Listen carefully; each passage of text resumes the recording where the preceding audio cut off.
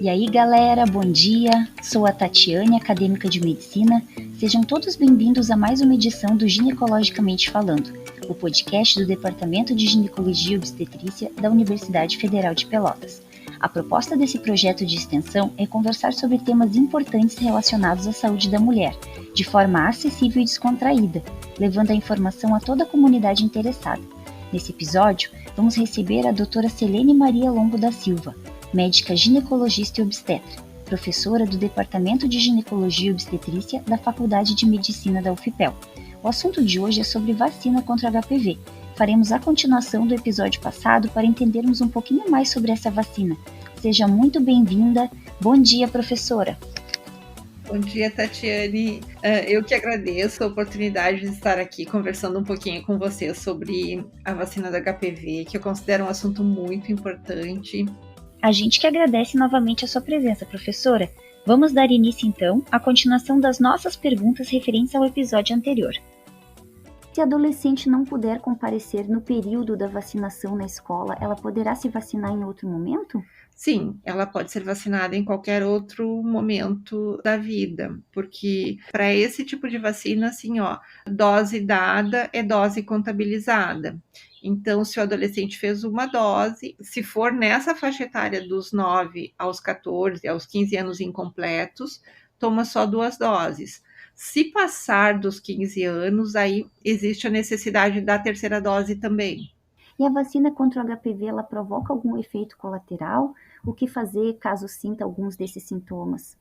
Então, como eu falei, assim, os efeitos colaterais são muito leves. Toda vacina causa um certo desconforto, porque ela entra no sistema imunológico, ela estimula que o organismo da pessoa crie a habilidade de reconhecer o vírus, né? Então, essa modificação, esse estímulo a capacidade de reconhecer o vírus, ele causa algum desconforto. Logo no começo, primeiras campanhas lá em 2014, aconteceram alguns relatos assim de efeito neurológico ou de efeito psicogênico, porque crianças elas vão muito tranquilamente fazer as vacinas, a família leva muito mais.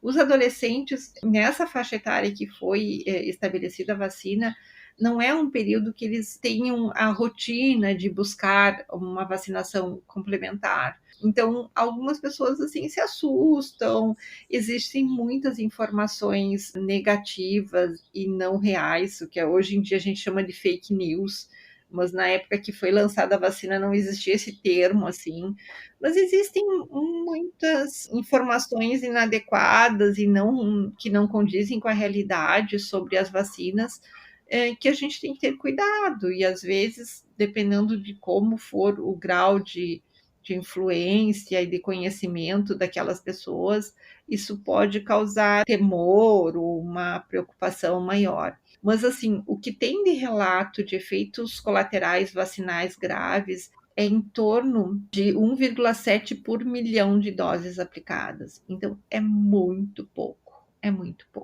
né? Tem mais frequente são esses efeitos mais leves, né, que são manejados com analgésico, com antitérmico, com uma compressinha local, é muito tranquilo de manejar. Certo. Professora, com a vacinação do HPV, poderá ser substituído o exame Papa Nicolau? Por enquanto, não. Não se pode abrir mão do esquema de rastreio do câncer de colo de útero por enquanto. Até porque a vacina é recomendada no início da adolescência. O rastreamento do câncer de colo de útero é para mulheres mais velhas, é dos 25 aos 64 anos, 10 anos depois da dose. Então, são públicos diferentes, são momentos diferentes. No momento em que a gente tiver uma cobertura vacinal boa, que vai ser bem mais lá adiante, talvez essa rotina se modifique, mas nesse momento não. Nesse momento, e mesmo aquelas pessoas imunocomprometidas, então pacientes portadoras de HIV, pacientes que usam corticoide, pacientes transplantados, algumas pessoas com comprometimento em que a recomendação do Ministério da Saúde da vacina do HPV é dos 9 até os 26 anos, mesmo essas pacientes, elas devem continuar fazendo o citopatológico. E mesmo após receber a vacina, será necessário utilizar preservativo nas relações sexuais? É necessário porque, como eu falei antes, a vacina, a quadrivalente, que é a que tem no SUS, ela protege 90% dos tipos virais de verrugas genitais, né? Então, ela tem uma proteção muito boa, mas não é plena. E ela protege em torno de 70 a 80% contra os tipos de HPV de alto grau, que levam ao câncer de colo de útero. Também não é 100%. E assim, o uso do preservativo, ele protege também de outras doenças, né? Do HIV, da hepatite B e de outras doenças sexualmente transmissíveis. Então, os cuidados de saúde continuam, mesmo para quem é vacinado contra o HPV, o autocuidado é muito importante, né? E isso é importante tanto para os meninos, cultura do uso do preservativo, quanto das meninas, de exigir que seja utilizado o preservativo, é uma questão de autoproteção. Certo. E a vacina contra o HPV pode ser administrada junto com outras vacinas? Caso a pessoa esteja com o calendário atrasado ou em algum outro momento? Pode, não existe contraindicação para isso, não. E depois que eu faço o esquema de imunização com HPV, não tenho mais risco de câncer do colo do útero?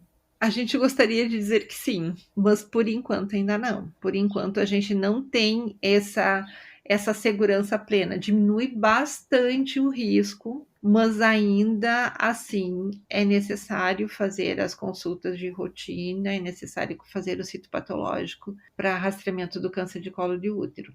Melhora bastante, mas ainda a proteção não é plena. Tanto é que novas vacinas estão sendo desenvolvidas e a nona valente, quando chegar, ela tem uma proteção além de 90% dos tipos que causam lesão genital externa e de baixo grau. Ela protege em torno de 90% contra os tipos virais que levam ao câncer de colo de útero. Então, mesmo a nona valente, que já é uma evolução da vacina, ela não é proteção 100% ainda. E pacientes com verrugas genitais ou até mesmo em tratamento para o HPV podem se beneficiar com o uso da vacina? Podem. São duas coisas diferentes. As verrugas genitais, quando elas aparecem, elas precisam receber um tratamento destrutivo que vai ser utilizado ou algum tipo de ácido ou uma eletrocauterização, ou quando é uma lesão muito grande, até o próprio bisturi a frio se utiliza para destruir essas lesões. Isso é uma coisa. O HPV, mesmo nas pacientes que têm alguma doença causada por HPV, a vacina ajuda a proteger no sentido de evitar uma contaminação por outro tipo viral, que não aquele que a pessoa teve e desenvolveu a doença. E também tem alguns estudos que mostram que a vacina do HPV, ela ensina o nosso corpo a evitar recidivas. Então, mesmo para quem teve infecção por um determinado tipo viral contemplado pela vacina, a vacina vai estimular a imunidade nas células saudáveis. As células que adoeceram, a vacina não é tratamento. Ela não vai retirar a verruga genital ou a lesão pré-maligna do colo do útero, e a gente tem que fazer o tratamento específico para aquele caso. Mas a vacina vai diminuir a recidiva daquelas lesões. E vamos pensar numa situação hipotética, professora. Se eu já tenho HPV e eu me vacinar, eu irei evitar de contaminar outras pessoas?